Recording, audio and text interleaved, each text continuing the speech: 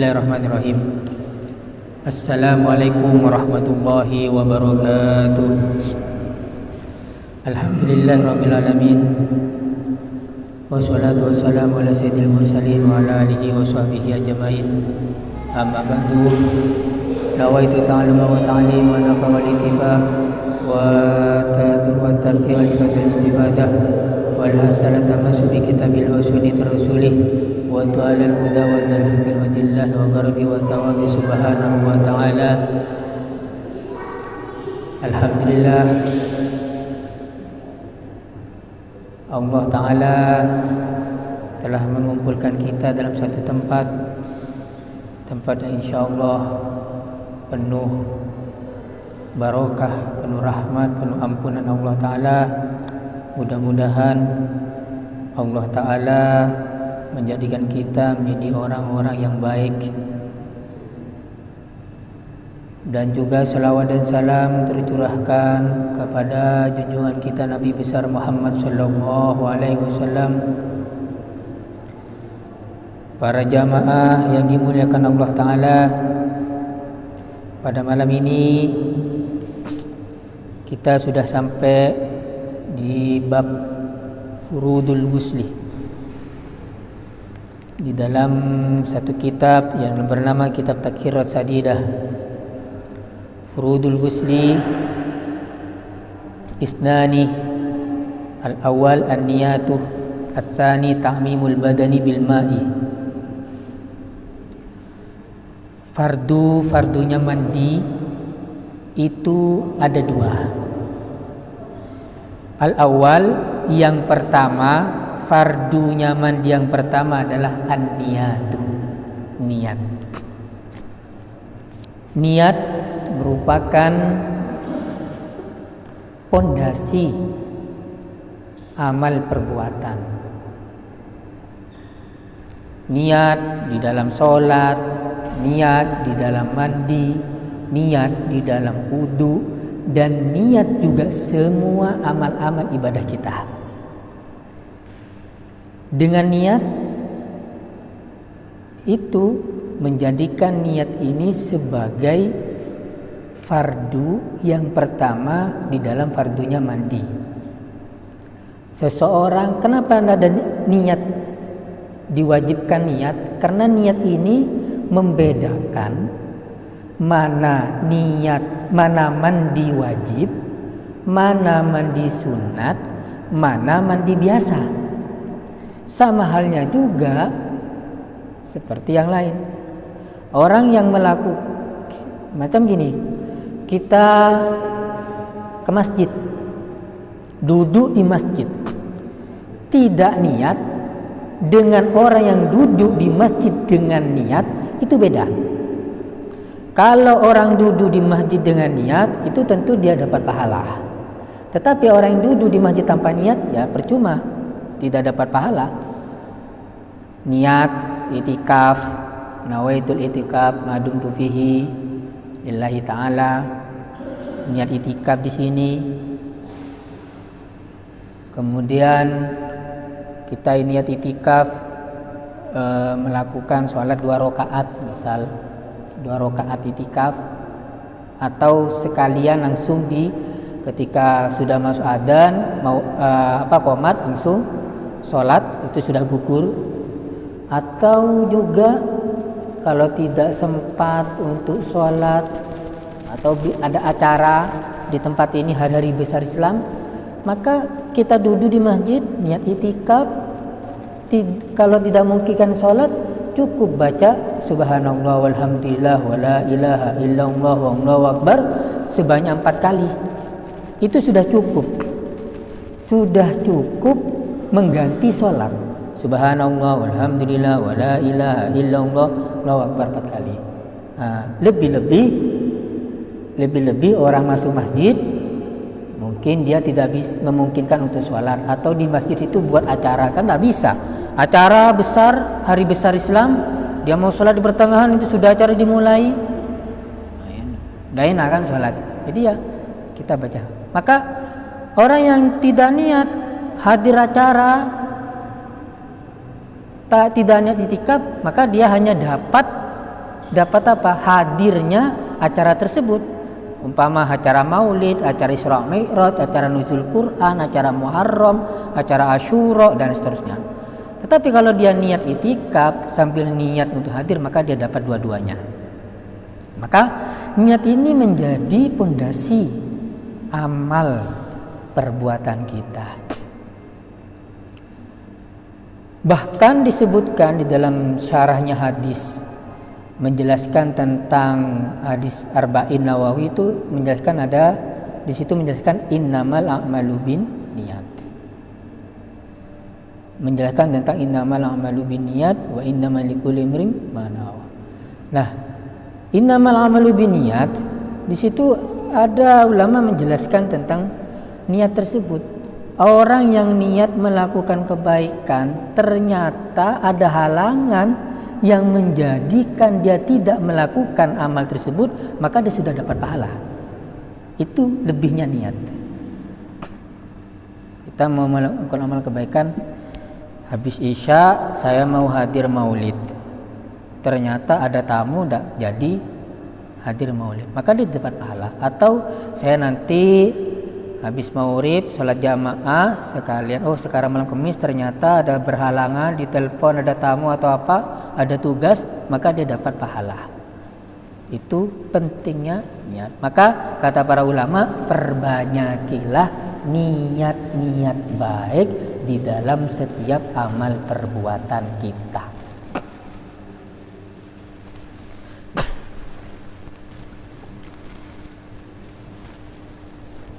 Ada satu kisah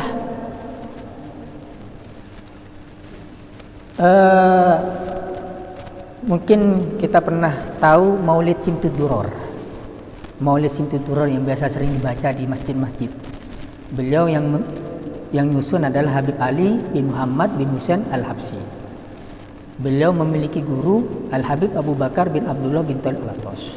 Muridnya Habib Ali itu adalah Habib Abu Bakar bin Muhammad bin Umar As-Sagaf yang di Gresik, di Masjid Jami itu. Suatu ketika ditanyain, beliau murid tanya kepada gurunya, adakah amal-amal yang mau saya rutinkan, dawamkan?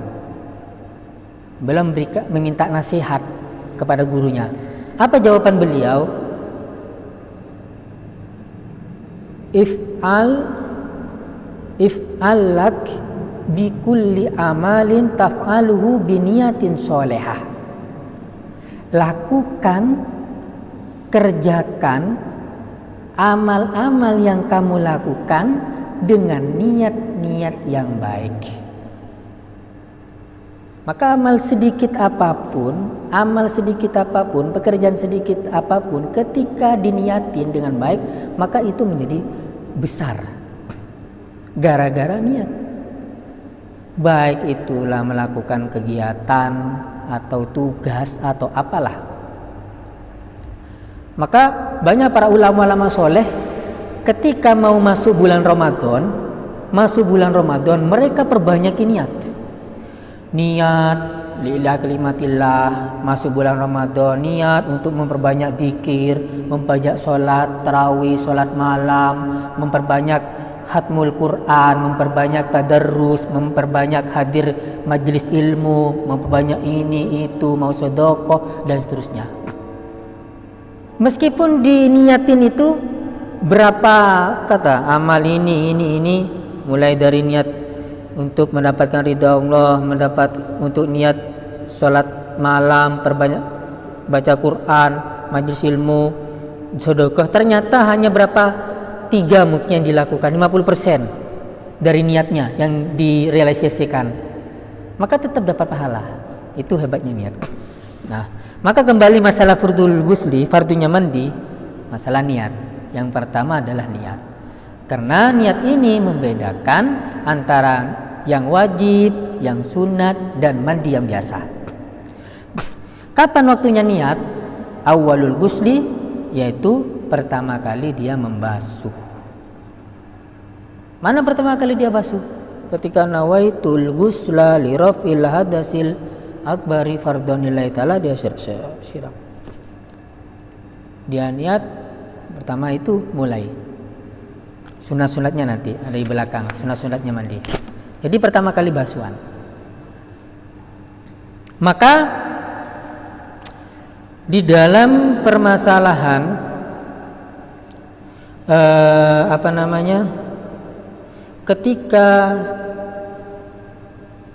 ketika kita mau mandi besar, ketika selesai berhubungan suami istri, maka terlebih dahulu kita membasuh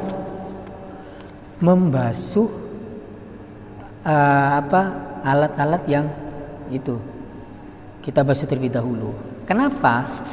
Karena ketika kita sudah basuh sebelumnya itu kita basuh dulu, bersihin. Nah, ketika sudah mandi basuh, maka di situ cukup. Artinya cukup itu ketika kita tidak perlu nyentuh hal-hal yang kubul dubur yang dapat membatalkan wudu.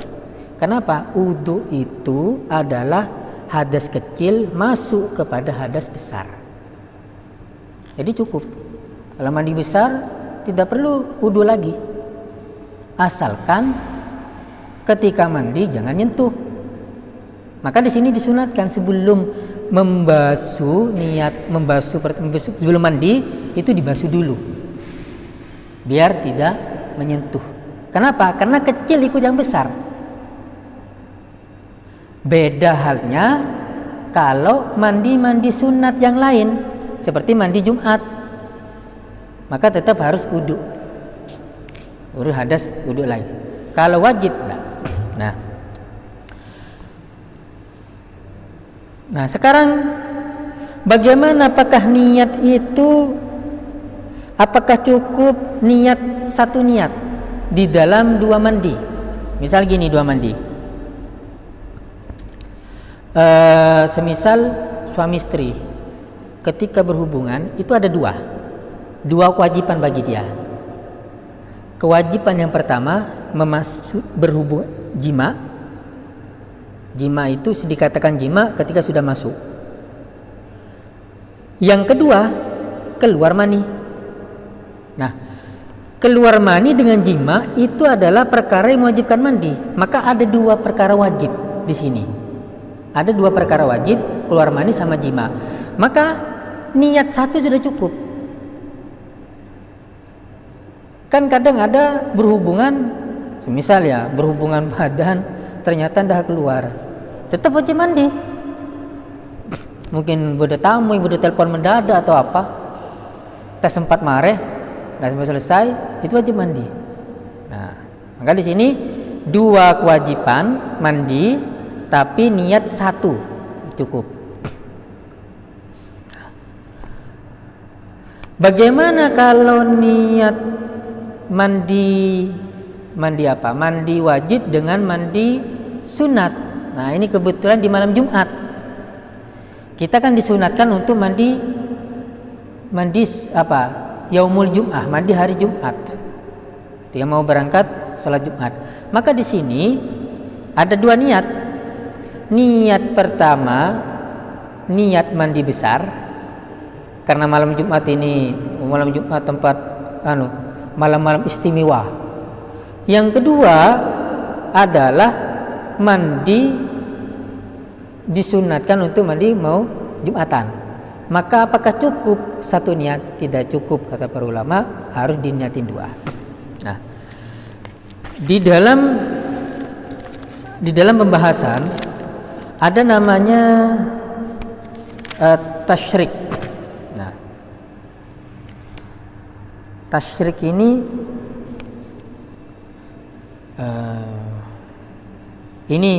ada masalah tasyrik. Tasyrik itu menggabungkan niat, satunya digabungkan. Ada dua amal digabungkan satu niat. Nah, ada kalanya niat ibadah fardu digabung dengan niat ibadah sunat. Maka di sini tidak batal. Ada kalanya tidak batal. Seperti apa? Seperti orang niat sholat fardu maghrib bersama dengan niat tahiyat masjid. Ada kalanya juga niat mandi junub dan Jumat. Nah, di sini maka orang yang mandi junub kemudian mandi Jumat, itu dapat semuanya. Nah, dapat pahala semuanya. Nah, kembali ini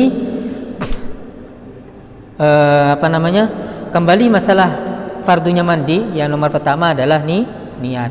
Yang nomor dua adalah ta'mimul badan bil ma'i, meratakan badan dengan air. Meratakan badan dengan air. Fayatahat al mawadi allati yuhsha adamu sulil ma ilaiha kal ibtaini wa matib batni wal udunaini wa ma bainal fakhidaini wa ma baina ilyataini. Nah,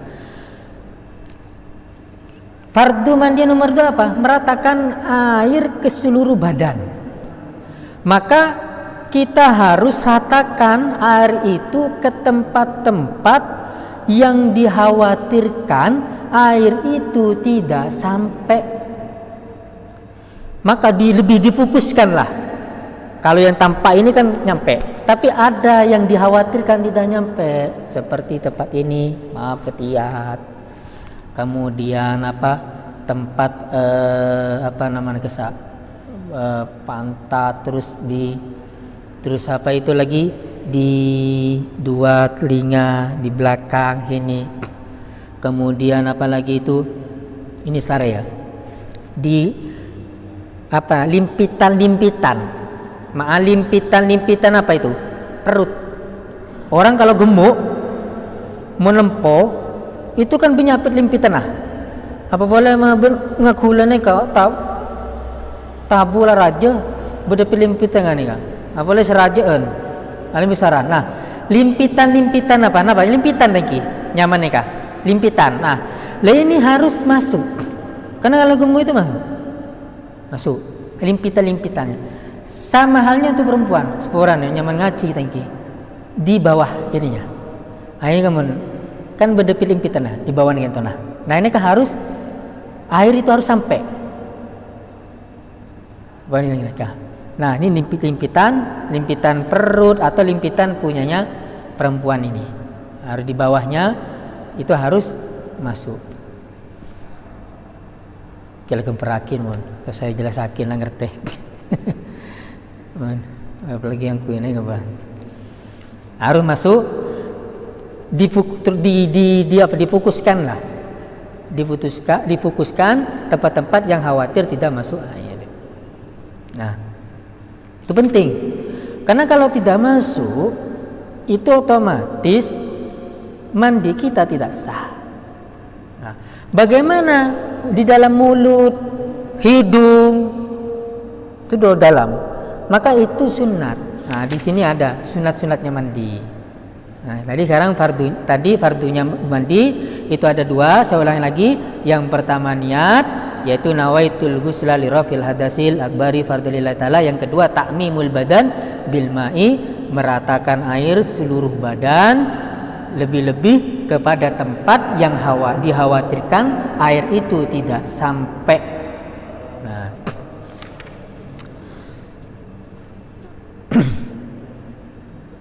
ada masalah di dalam nah ini biasanya kuku. Nah, kuku, bawana kuku. Nah, ini kan kadang ada kotoran di bawah kuku. Kita kalau motong 1 minggu, ini saya motong hari Jumat kemarin. Hari Jumat kemarin. Ini sudah panjang, sudah masuk Rabu. Nah, ini kan ada kotoran dikit-dikit ini.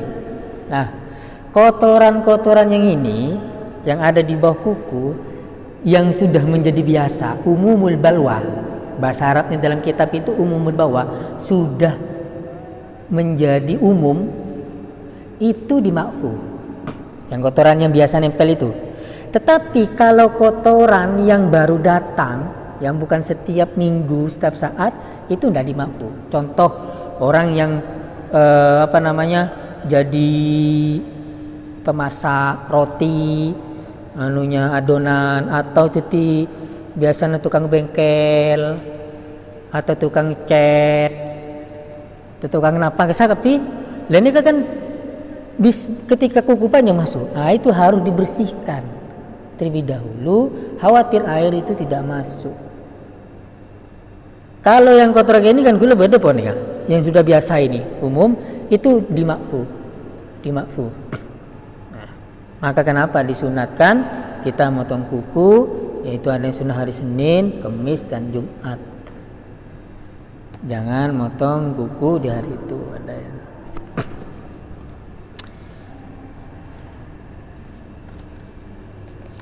Beri setengah cerita. Nah, ini kan cerita dulu.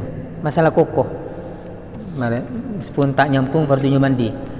Ada cerita dulu beda seorang syekh kiai mungkin kiai neka alim ngerti tentang hadis fikih. Suatu saat syekh ini dalam satu hadis kan dijelaskan barang siapa yang motong kuku di hari Rabu itu akan kena penyakit baros. Baros ini kan semacam penyakit kulit. Nah, hadis ini kan hadis dhaif, hadis lemah. Suatu saat Syekh hadis lemah. La torot motong kuku, misalnya potong kuku repuk. Ternyata setelah motong berapa hari kemudian Syekh nikah kena penyakit kulit, penyakit belang, penyakit kulit. Ke dokter dulu, ada dokter yang mungkin, ada dokter kulit, entah ke dokter ini, tabib ini, tidak ada satupun yang bisa menyembuhkan penyakit ini. Sobung situng pun yang bisa menyembuhkan. Walhasil, apa sebabnya kok saya seperti ini? Apa sebabnya? Ternyata si saya ini tidur mimpi didatangi Nabi Muhammad SAW. Dalam satu mimpinya apa? Saya ini kan mengadu, ya Rasulullah, kula andi penyakit nikah, penyakit kulit, tampuh ke dokter kota tidak ada satupun yang bisa menyembuhkan. Apa obatnya Rasul?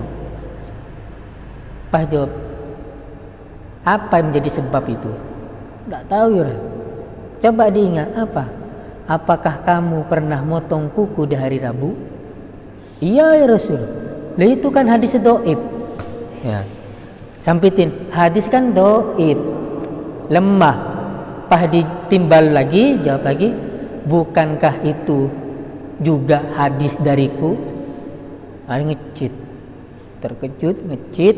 Saya ini meskipun hadis dhaif tetap kita hormati, kita takdimi. Akhirnya dia menyesal dan dia tidak memotong kuku kecuali hari-hari yang disunatkan. Nah, maka kita dianjurkan untuk tidak motong kuku kecuali hari yang disunatkan. Nah, sunat-sunatnya mandi adalah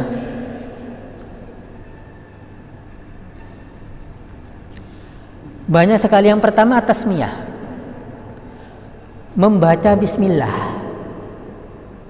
sunatnya mandi.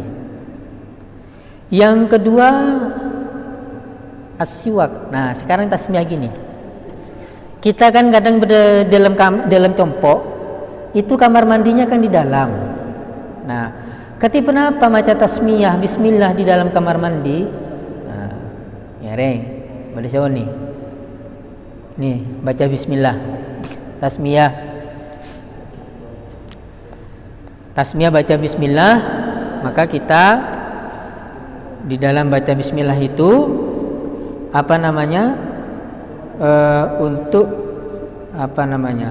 sekiranya kalau baca itu di dalam hati saja. Ketika di dalam kamar mandi jangan dikeraskan di dalam hati. Meskipun permasalahannya adalah permasalahan perbedaan ulama ketika seorang tersebut membaca dikir-dikir ketika di dalam kamar mandi. Tetapi kalau dia ketika bacanya itu ketika pas keluar, qadil hajat pas tepak keluar lah, atau kencing tepak mau kencing lah, maka di sini ulama ada yang mengatakan haram. Kalau selain itu ada yang mengatakan makruh. Nah, ya. Tapi kita lebih hati-hati untuk bacanya dalam hati. Yang kedua sunatnya adalah siwak. Siwak dulu setelah bismillah siwak. Sunat yang ketiga al-qiyam, berdiri. Nah, berdiri ketika mandi. Maka kalau mandi jangan duduk, berdiri. 4, istiqbalul kiblah, menghadap kiblat. Ini kalau mandi. Kalau qadil hajah atau buang air kecil atau buang besar, itu disunatkan jangan menghadap kiblat atau membelakangi kiblat. Ya, mandi ini kecuali kalau mandi dia disunatkan untuk menghadap kiblat. Ghusl kafain, ini sunat basuh. Madmadah wal istiqaq, berkumur dengan menghirup air ke hidung. Kemudian ayyabul qabla ghusli in kana mukhrijal mani. Nah, kencing terlebih dahulu sebelum mandi ketika itu keluar mani. Umpama kita berhubungan badan atau keluar mani, ketika mau mandi kita kencingin dulu sebelum mandi. Kami ada kencing. Kenapa kencing ini? Pertama khawatir apa? Ada yang belum keluar. Lah para keluar kita keluar. Nah, ada yang kencing mungkin keluar. Nah, ketika waktu mandi ternyata selesai mandi pas keluar, lah kok udah keluar pote boleh? Nah, mandi boleh. Mandi lagi. Jadi kita disunahkan untuk kencing sebelum mandi apabila itu keluar mandinya itu karena karena keluar mani.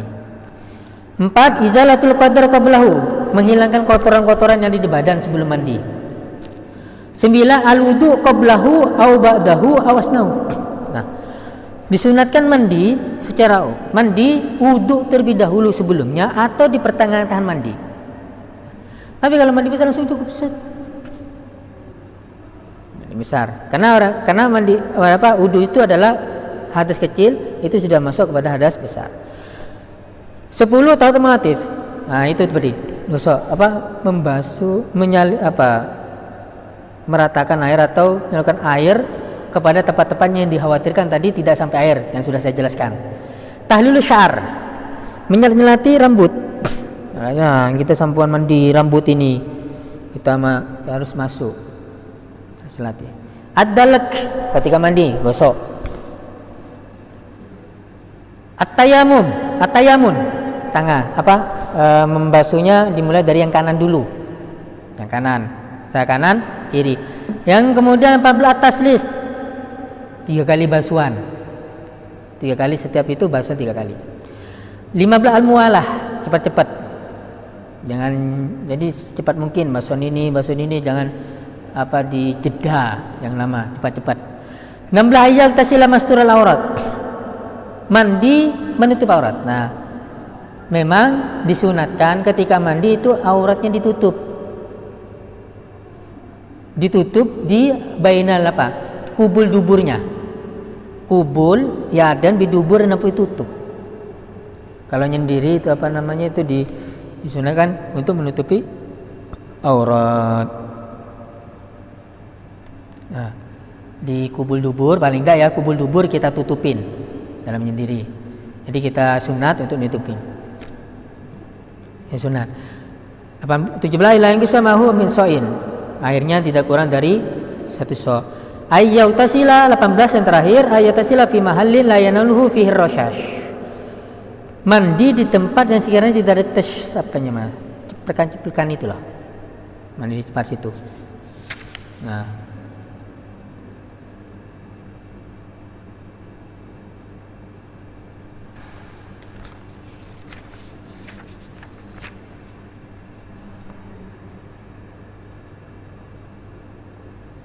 mungkin ada pertanyaan terlebih dahulu.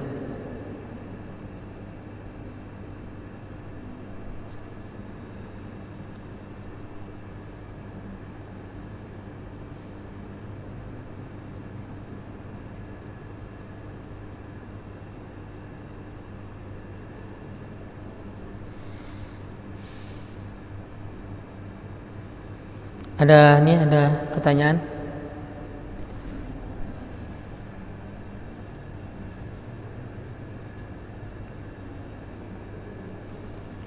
Ini tadi masalah berbicara di dalam kamar mandi ya. Dalam satu kitab Tuhfatul Muhtaj, wa la yatakallam ayyukrahu lahu illa limaslahatin takallam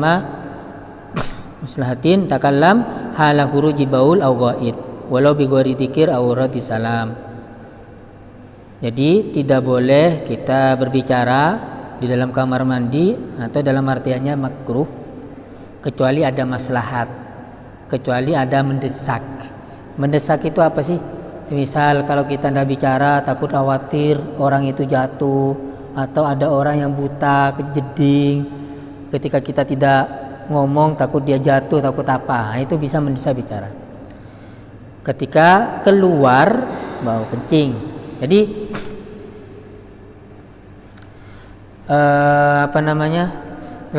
kemakruhannya ini itu ketika keluarnya itu ketika hala khuruji baul, keluar.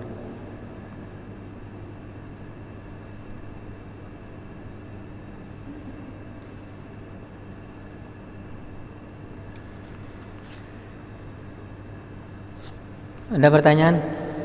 Mungkin ibu belakang atau berdeki. Ini berdek 8 tahun nih.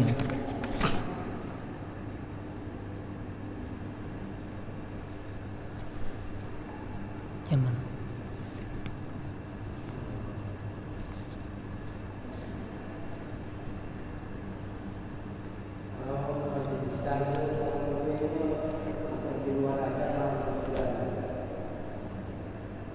Ya. Mani besar itu sunatnya seperti kita udunaini itu adalah yang ini tempat-tempat bukan di dalamnya, di sini, di ini, sama di sini. Ya, sekarang nyampe sini, sini. Ya, bukan di dalam, harus jauh di bawah sudah. Ya. Jadi sini di permukaan ini sama yang belakang. Nah, itu yang udunai harus. Mungkin kalau ini bisa masuk. Yang khawatir tidak masuk itu adalah lempitan itu loh. Ini khawatir tidak masuk. Terutama yang gemuk, lempitan perut, atau seporan lagi khusus perempuan sianun, lalu di bawahnya. Nah ini juga harus masuk, harus kena.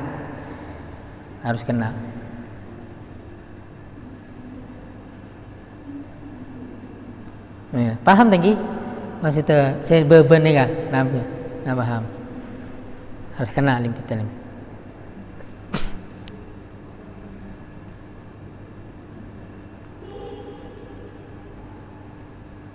Di sini juga, di lempitan ini, pantat ini juga harus.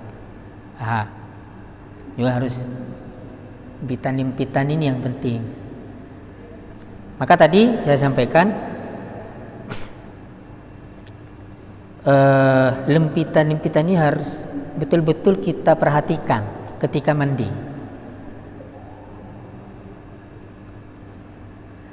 Karena khawatir tidak kena.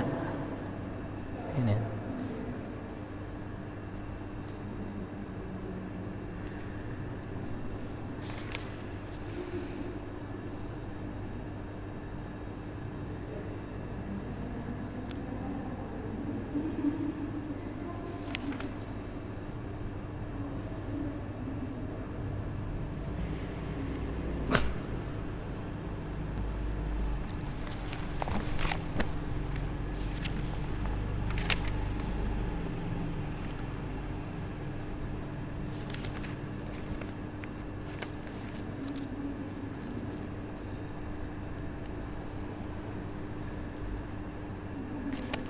Ada pertanyaan Ibu?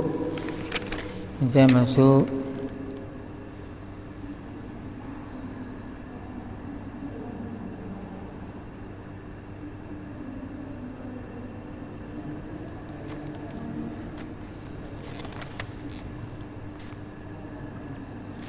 Nih, menunggu waktu saya menjelaskan tentang masalah tadi saya jelaskan adalah tasyrik niat, menggabungkan dua amal ibadah dalam satu niat, satu amal.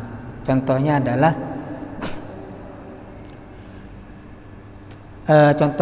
orang niat ibadah diniat bersama dengan yang bukan ibadah. Niat ibadah bersama dengan yang tidak ibadah. Contohnya gini. Orang niat wudu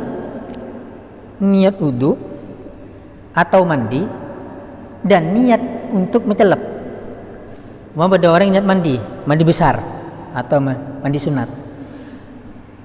Tepat mandi wajib bersamaan dengan mari celep. Apalagi hawanya sekarang panas. Dia dua niat mandi besar atau mandi sunat dengan niat untuk mencelep, membersihkan. Ada dua. Pertama niat ibadah, yang kedua niat bukan ibadah. Maka di situ tidak batal, tetap dapat pahala. Yang batal, yang tidak sah apa? Ketika ada orang nyembelih kurbannya. Ini ada kurban kambing umpama. Nyembelih niat, ada dua niat nyembelih karena Allah, satunya niat bukan karena Allah. Nah, itu tidak sah. Jadi sudah. Kemudian lagi adalah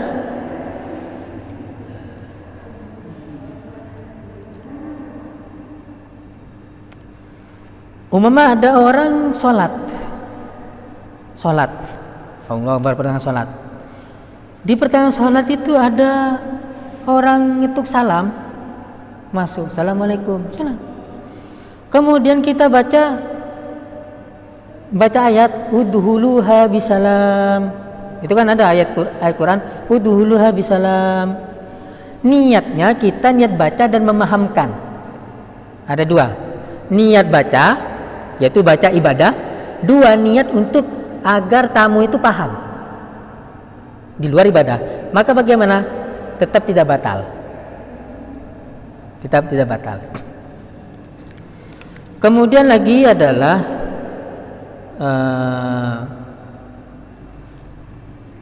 masalah niat ibadah fardu dengan ibadah fardu yang lain. Ada dua niat ya, niat fardu bersamaan dengan niat fardu yang lain. Maka orang yang niat dua fardu di dalam satu amal itu tidak boleh, tidak sah kecuali dua masalah. Yang pertama adalah niat haji dan umroh. Niat haji dan umroh, orang melakukan haji kan bersama dengan umroh. Apa bersamanya? Tawafnya, apalagi sa'inya, halaknya, itu bersamaan. Niat haji dan umroh bersamaan. Maka bagaimana hukumnya? Tetap sah. Kemudian yang kedua adalah niat wudu dan mandi. Tetap sah. Seperti tadi saya sampaikan, orang yang niat wudu, mandi besar, mandi besar bersamaan dengan niat wudu, cukup. Maka di situ tetap dapat sah juga, wudunya sah, mandinya sah. Kenapa? Karena hadas kecil itu masuk kepada hadas besar. Meskipun dia tidak niat wudu. Jadi kita mandi besar nih ya, mandi besar itu sudah punya wudu. Mandi dengan wudu sudah cukup. Jadi kita tidak usah wudu lagi. Kenapa? Wudu itu hadas kecil masuk kepada hadas besar, mandi. Meskipun kita tidak niat wudu, niatnya mandi, tetap sah. Asalkan di dalam pertengahan mandi tidak menyentuh perkara yang membatalkan wudu, menyentuh kubul dan dubur. Maka tadi yang saya sampaikan, disunatkan terlebih dahulu, basuh dulu, bersihin dulu kotoran-kotoran yang ada di kubul dan dubur. Agar apa? Agar ketika mandi tidak perlu nyentuh kubul dan dubur. Gitu. Yang ketiga adalah niat ibadah fardu dengan ibadah sunat. Nah, contohnya adalah orang ini qomat isya, dia belum sholat sunat, maka langsung cukup fardu, masuk sholat isya itu sudah cukup, dia dapat sholat tahiyatnya cukup gugur. Nah, bagaimana begitu juga niat mandi junub bersama hari Jumat itu juga dapat. Nah, bagaimana masalah tentang puasa? Nah, kalau puasa itu berbeda pendapat. Ada puasa, misal gini, ada puasa 6 hari setelah Ramadan, 6 hari berturut-turut kan sunat di bulan Syawal. Dia berpuasa sambil ngodoin puasa wajib haid kemarin. Nah, maka di situ ulama berbeda pendapat. Tetapi menurut Ibnu Hajar bahwa ketika dia niatin maka dia mendapat pahalanya, dapat pahala sunatnya itu puasa sunatnya itu, tetapi tidak sempurna. Jadi dia niat puasa wajib ngodoin puasa Ramadan bersamaan dengan niat puasa sunat 6 hari di bulan Syawal, atau puasa Arafah, Tarwiyah, Asyura, Tasu'a, atau puasa Senin Kemis, maka dapat pahala tapi tidak sempurna. Tetapi kalau menurut Imam Romli itu dapat semua, meskipun dia tidak niat yang sunatnya ya. Jadi hari Senin oh ya Senin apa salku andi otang seareh, nah, sekalian puasa, nah, itu dapat puasa sunatnya. Tetapi kalau ulama yang lain seperti Abu Mahromah, maka ketika niat bersamaan, niat itu tidak sah kedua-duanya, tidak dapat salah satu tidak dapat dari keduanya itu ketika niat bersamaan. Jadi ada berbeda pendapat, kita ikutin yang sah sajalah. Ya.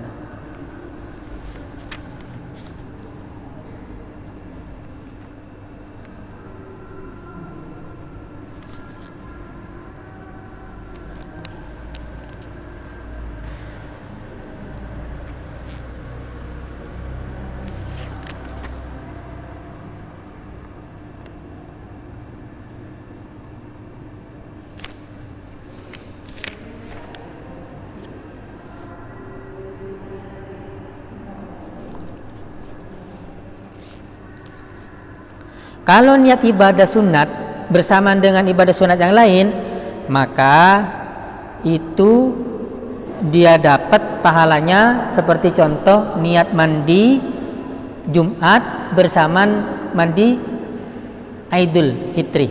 Misal hari raya itu bersamaan ketepatan hari Jumat. Niatnya bareng. Niat mandi Jumat dengan niat mandi Idul Fitri, maka dia dapat juga pahalanya niat mandi Jumat sama niat Idul Fitri. Nah, yang berbeda adalah ketika ada orang ini ya, mama kita punya anak baru melahirkan kebetulan di akhir bulan Dzulqa'dah. Jadi dia punya anak atau awal bulan Dzulhijjah. Bulan Dzulhijjah kan itu 10 hari lagi kan hari raya Idul Adha. Paling utama ibadah di hari Idul Adha adalah hewan mengalirkan darah, itu berkurban. Lalu umpama ada kebetulan andi anak, kibur andi anak, niatnya 2. Mumpung para telasan kurban, niatakin 2, anak kibur lahir, selake nampu akikoh 2, niatin niat akikoh dengan niat kurban 2. Maka bagaimana? Pendapat ulama itu berbeda. Ada yang mengatakan ketika orang tersebut niat untuk akikoh bersamaan dengan niat kurban, maka ada yang mengatakan dapat sama-sama dapat pahalanya, ada yang tidak mendapatkan pahala. Jadi itu ada perbedaan pendapat. Wallahu a'lam bishawab. Al-Fatihah. A'udzubillahi minasyaitonir rajim. Bismillahirrahmanirrahim. Alhamdulillahirabbil alamin. Arrahmanirrahim. Maliki yaumiddin. Iyyaka na'budu wa iyyaka nasta'in. Ihdinas siratal mustaqim. Shiratal ladzina an'amta 'alaihim ghairil maghdubi 'alaihim waladdallin. Amin. Wassalamualaikum warahmatullahi wabarakatuh.